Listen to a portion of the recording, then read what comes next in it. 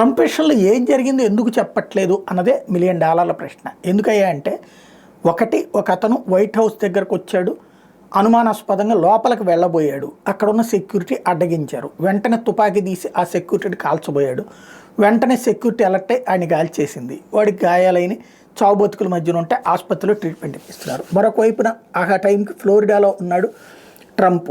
వాస్తవంగా America rules ప్రకారం America అధ్యక్షుడు ఎక్కడైతే ఉంటాడో ఆ పైన గగనతల నిషేధం ఉంటుంది. అంటే ఆ పైనుంచి పౌర విమానాలు వెళ్ళకూడదు. వెళ్తాను అంటే అవి ఏకంగా గతంలో బిన్ లాడెన్ చేసినటువంటి తరహాలో నేరుగా ట్విన్ టవర్స్ని కూల్చేవి అన్నటువంటి భావిస్తారు. అందుకనినే అట్లాంటి టైంలో జాగ్రత్తలు తీసుకుంటుంటారు.